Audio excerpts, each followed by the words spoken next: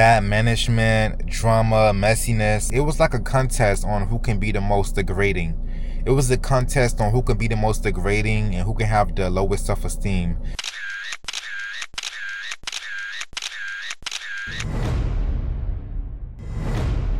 Don't forget to like, comment, and subscribe. Hey, what's up? It's your favorite bad boy Moreno, and I'm back with another video. Oh my god, he changed his name every 5 seconds. He's always changing his name. Oh my god, he don't know who he want to be. He don't know what name he want to stick with. Let me explain all of these name changes, because there's a reason why I keep changing my name. My first name, as you guys know, was Black Ken. That's the name that I got when I was a stripper. My name was Black Ken when I was a dancer because, you know, of course, I had the whole Black Ken doll image. So I carried that name into me doing YouTube because I became a dancer before I started doing YouTube. I made my first YouTube video when I was still a dancer.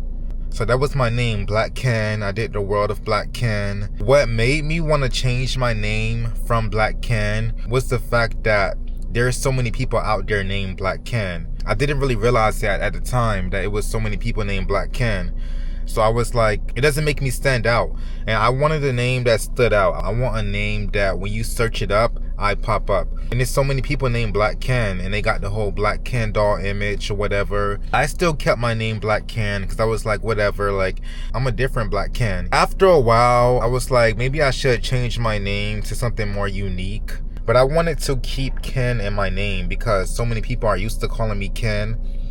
And I was like, maybe I should keep Ken in my name. That way I can change my name and it can still be familiar. So I was like, Quintero. I can change my name to Quintero. And I changed my name to Quintero, but it didn't really stick. It was unique, but it didn't really stick with me. So I was like, maybe I can change my name to Colbier El Moreno. And I got the name Moreno because Moreno means a brown or dark boy in Spanish, in the Spanish culture, Caribbean culture.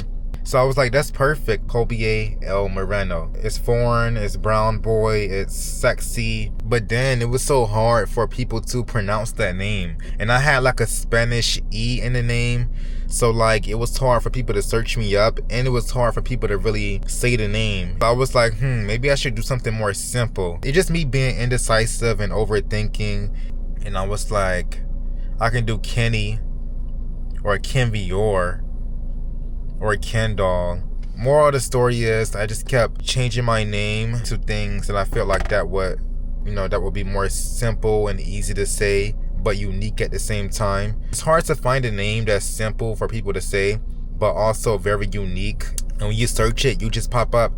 I went back to the whole Moreno thing and I was like, I like the name Moreno. It's easy to say and it also represents me. But there's also so many people with the name Moreno too. They have Moreno as their last name or their first name.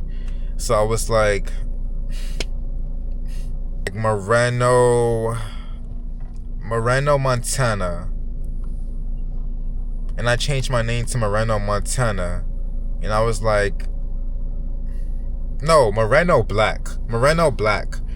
So that's why my YouTube name right now is Moreno Montana. But I meant to change it to Moreno Black. Like I accidentally changed it to Moreno Montana. And I was like, that's perfect, Moreno Black. It actually goes back to my first name, Black Ken.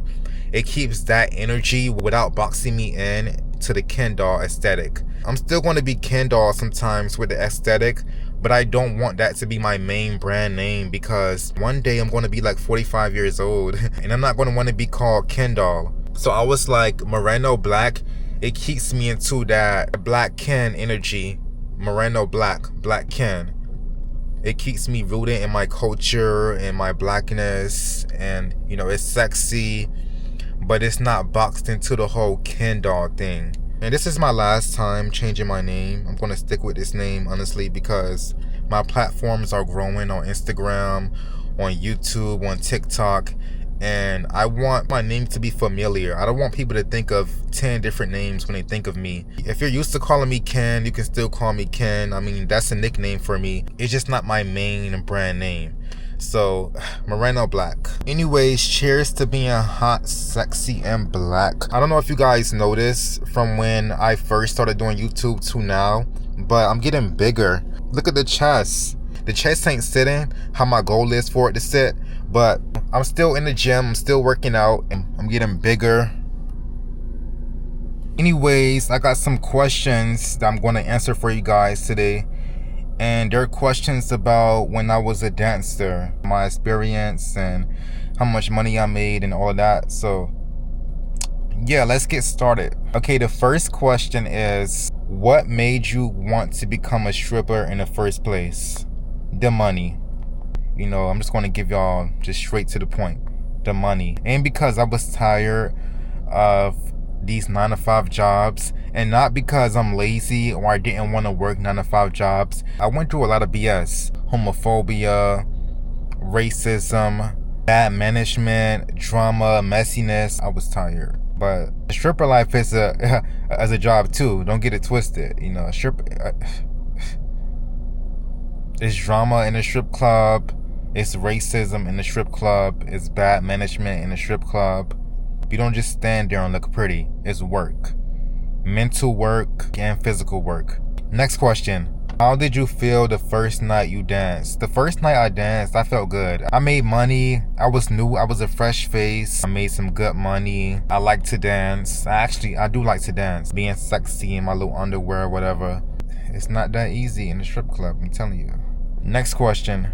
How do you mentally prepare before you go on stage or do a private dance? Drink. I'm sorry, I never worked a night at the club sober. I knew my limits though. I never got too up, but yeah, drinking. I had to have a drink. Next question. What was the hardest part about breaking into the industry? I just felt like if you're a black boy and want to be a successful dancer, you have to be super, super gorgeous, and you have to be a 10 times better dancer to even get some recognition. And I feel like the other races, they can just do the bare minimum and be mid looking and still like get recognition. So I feel like as a black boy, you have to work 10 times harder and you have to be like super gorgeous. What do you wish people knew about the reality of being a stripper? It's not just standing there and looking pretty. I mean, stripping is a job. Yes, stripping is a job. You be on stage for 8 minutes straight, sometimes longer.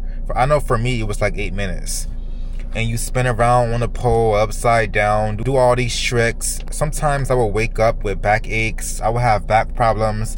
I hit my ankle on a pole before. My ankle was sore for like 2 weeks. I used to sprain my arm. I would get off a stage and be super tired. One time I got off a stage and I felt like I was going to pass out. I had to sit on the couch and it was giving me water because I felt like I was going to pass out. It's entertainment. It's a job. It's just a different form of entertainment. And just like rapping and singing and performing on stage, that's why they call it adult entertainment. How do you keep your confidence up in a competitive club? I had my own style. I knew that it was just one of me. I mean, it could be like 30 boys in there, but I'm me, you know. And I didn't really compete. And I think that was one of the issues too, was that I didn't really compete with anybody. I just walked in and did my own thing.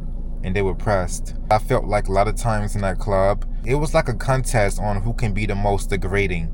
It was a contest on who can be the most degrading and who can have the lowest self-esteem. And in that contest, you'll always win. In that contest, you got that.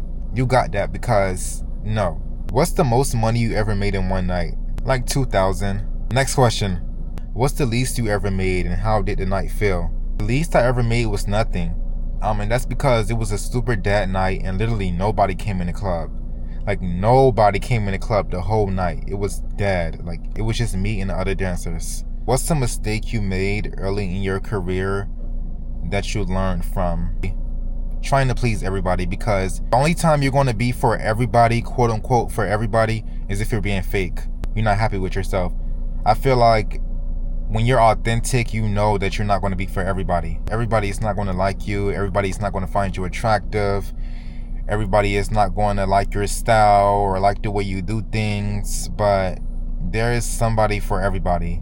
And I feel like the people who really gravitate towards me are my people. So, yeah.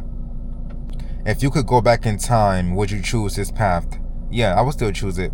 I don't regret being a stripper at all. It taught me a lot. It gave me some experience. If I would have never became a stripper, I probably would have never been inspired to just leave that club and do YouTube. I did my first YouTube video while I was a dancer, and it was about me being a dancer. So I don't regret it. I feel like everything happens for a reason, and let's see what the future has in store. But anyways, guys, that's it. Make sure you like, comment, and subscribe. Tell a friend to tell a friend. I love y'all.